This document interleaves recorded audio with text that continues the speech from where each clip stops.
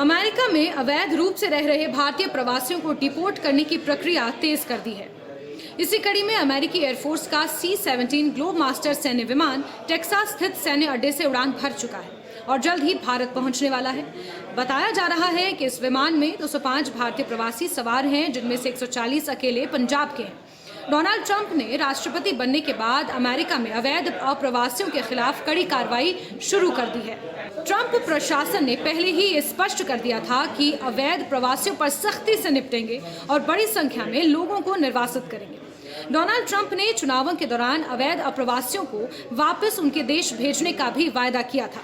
ये निर्णय Donald Trump की इमिग्रेशन नीति के तहत लिया जा रहा है, जिसमें सत्ता में वापस आते ही ट्रंप ने इमिग्रेशन नीति को और सख्त करते हुए कुछ महत्वपूर्ण निर्णय लिए थे, जिनमें निर्वासन में तेजी यानी कि इमिग्रेशन एंड कस्टम्स एनफोर्समेंट ने उन लोगों को प्राथमिकता दी जो अवैध रूप से अमेरिका में प्रवेश कर चुके हैं। वहीं अस्थायी सुरक्षा प्राप्त करना भी इस नीति का एक महत्वपूर्ण हिस्सा था। ट्रंप ने DACA यानी कि deferred action for childhood arrivals जैसी नीतियों को खत्म करने की कोशिश की, जिससे कई अप्रवासियों की सुरक्षा कम हो गई। गैर कानूनी प्रवेश पर सख्ती का भी निर्णय लिया गया, जिसमें अमेरिका मेक्सिको सीमा पर दीवार निर्माण और सुरक्षा कड़ी करने के निर्देश दिए गए। तो वहीं ग्रीन कार्ड नियम भी और सख्त कर दिए गए। सार्वजनिक लाभ लेने वालों के लिए ग्रीन कार्ड पाना मुश्किल कर दिया गया और इससे ये साफ होता है कि अमेरिका में इमिग्रेशन कानूनों को सख्त किया जा रहा है और अवैध प्रवासियों को उनके मूल देश वापस भेजने की प्रक्रिया तेज कर दी गई है।